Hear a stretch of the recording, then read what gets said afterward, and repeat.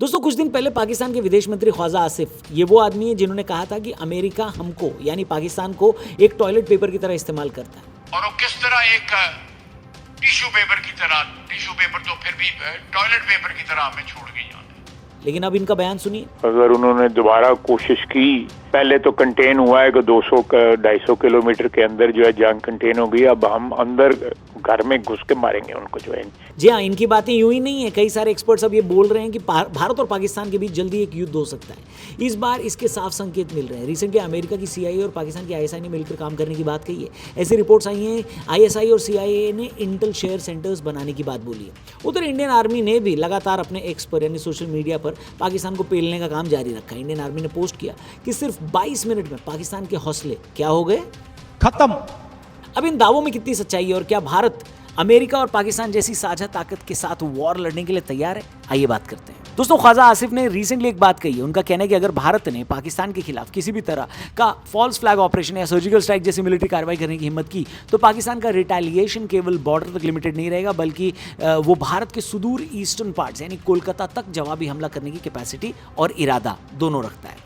अपने चुटकुले को आगे बढ़ाते हुए आसिफ ने जोर देकर कहा कि पाकिस्तान का जवाब तेज, नपातुला और डिसाइसिव होगा और उसने भारत पर अपनी इंटरनल फेलियर्स से ध्यान हटाने के लिए वॉर जैसा माहौल बनाने का भी आरोप लगाया है। अब दोस्तों पाकिस्तान के मुंह से 70 साल से वही निकल रहा है जो अक्सर लोग पिछवाड़े से निकालते हैं, लेकिन इस बार भारत ने उसको कई जवाब दिए हैं। भारत के रक्षा मंत्री ने पिछले महीने कहा कि अगर पाकिस्तान कोई हिमाकत करता तो इस बार उसके कितने टुकड़े होंगे ये खुद भी नहीं जानता। हमारा नेबर आजकल जो सिचुएशन है उसमें कोई भी मिस एडवेंचर कर सकता है।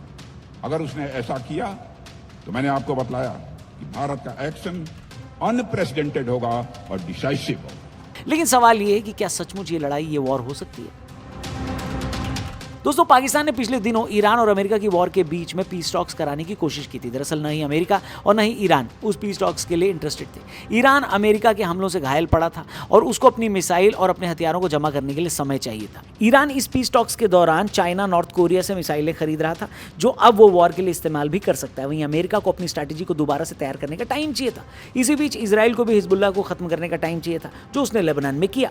अब ये तीनों ही देश एक दूसरे से भिड़ने के लिए तैयार हैं। इस बीच पाकिस्तान सिर्फ अमेरिका का एक टूल बनकर रह गया है जिसको अमेरिका जब चाह रहा है अपने हिसाब से नचा रहा है। अब क्योंकि ये नाटक खत्म हो चुका है तो पाकिस्तान वापस बैक टू स्क्वायर वन आ गया है।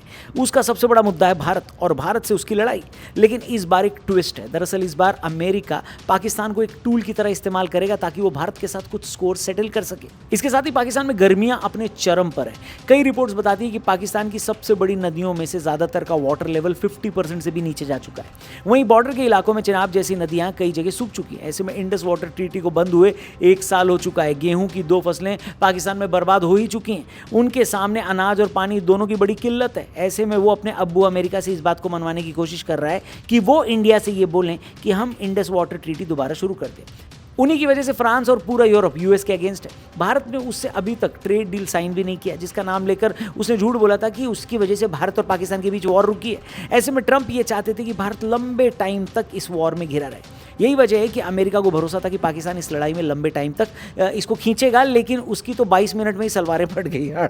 हड़बड़ाहट में अमेरिका ने पाकिस्तान की पतलून पकड़ी और किसी तरह इस बात को बचाया, जहां भारत भी ये चाहता था कि हम अपनी शर्तों पर युद्ध रोकें। ज़्यादा लंबी वॉर इकोनॉमी के लिए खतरनाक होती है। यही बात अमेरिका चाहता था जो हो ना सका। अमेरिका के लिए सबसे बड़ी खींच यही थी। यही वजह कि ISI और CIA के बीच इंटेल हमेशा से शेयर होता था, लेकिन अब इंटेल शेयर सेंटर बनाने की बात को ऑफिशियली मान लेना यह बताता है कि अमेरिका पाकिस्तान को इस बात के लिए तैयार कर रहा है कि वो भारत से एक लंबी लड़ाई लड़े जैसे यूक्रेन रशिया से लड़ रहा है। इसके अलावा भारत ये सारी बातें अच्छे से जानता है। भारत को पता है कि पहले से ही एनर्जी क्राइसिस दुनिया के सामने खड़ी है। भारत इसीलिए तेजी से जितना हो सके उतना तेल और गैस इकट्ठा कर रहा है। दूसरी तरफ पाकिस्तान के पास 10 दिन से ज्यादा का तेल भी नहीं है। ऐसे में पाकिस्तान अपनी प्रॉक्सी वॉर का दूसरा सबसे बड़ा हिस्सा बांग्लादेश को बनाना चाहता था ताकि भारत 2 फ्रंट पर लड़ाई लड़े और भारत फंसा रहे।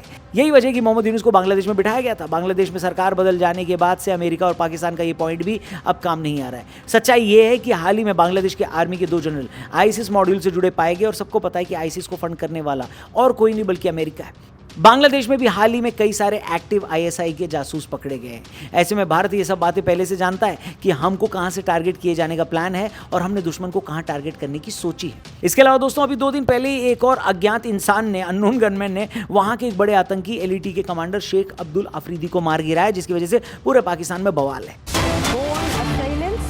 the Jhande Bazar area of KP Kiev. Now, Afridi was instrumental in the recruitment of downtrodden youth of KPK in the terror ranks of Lashkar-e-Toiba. LET top commander Sheikh Afridi, who has been killed, this top LET commander has been killed by an unknown gunman. ऐसे में पाकिस्तान अब इस pressure को release करने के लिए war करने की पूरी तैयारी में है, ऐसा एक्सपर्ट्स बोल रहे हैं, ताकि अपनी आवाम का ध्यान वो इस तरफ खींच सके और सिंपैथी जुटा सके। अमेरिका और पाकिस्तान दोनों का काम इससे हो जाएगा। अमेरिका जो भारत को एक वॉर में उलझाकर इकोनॉमिकल ग्रोथ को हैम्पर कर सकता है, वहीं पाकिस्तान भारत को एक फ्रंट में फंसाने की कोशिश करेगा। लेकिन अमेरिका की प्रॉब्लम यही है कि उसने घोड़े की रेस में गधे पर दांव लगा दिया है, यानी पाकिस्तान। समझे? अब दोस्तों, हमारे ऊपर अमेरिका और पाकिस्तान की नज़र के बारे में तो हम जान गए, लेकिन हमारी तैयारी क्या है? देखिए, तैयारी चाहे जो भी हो, पब्लिक डोमेन में तो कोई देश आके बताएगा नहीं ना, है कि नहीं? लेकिन एक्सपर्ट्स बता रहे हैं कि भारत अपनी एयर सुपीरियरिटी के साथ साथ अपनी ड्रोन टेक्नोलॉजी और नेवी प्रिपरेशंस को भी तेजी से बढ़ा रहा है। इस दौरान हमने 2 से ज़्यादा जगह एक्सरसाइज में पार्टिसिपेट किया। लेकिन ऑपरेशन सिंदूर के बाद भारत की क्या तैयारियां हैं? सबसे पहले एयरफोर्स की बात करें तो भारत ने ऑपरेशन सिंदूर के बाद 97 तेजस MK-1A स्वदेशी लड़ाकू विमानों का बड़ा ऑर्डर दिया है। 111 राफेल भी हमने फ्रांस से लेने का प्रोसेस तेज कर दिया है। सुखोई और तेजस के लिए अस्त्र MK-2 और मीटियर जैसे लंबी दूरी की मिसाइलों की भारी खरीद की गई है। अब आर्मी की बात करें, ऑपरेशन सिंदूर के बाद से सेना ने सैकड़ों कामिकाजी और FPV ड्रोन शामिल किए हैं। ऊंचाई वाले इलाकों के लिए स्वदेशी लाइट कॉम्बैट हेलीकॉप्टर प्रचंड की बड़ी खेप का ऑर्डर दिया गया है। रशिया के साथ T-90 और T-72 टैंक्स के लिए नए इंजन का समझौता भी भारत ने साइन किया है। साथ ही रशिया के साथ भारत की ताज़ा अग्रीमेंट सीधे अमेरिका का काउंटर होगी, जिसके बारे में हमने आपको पहले भी बताया।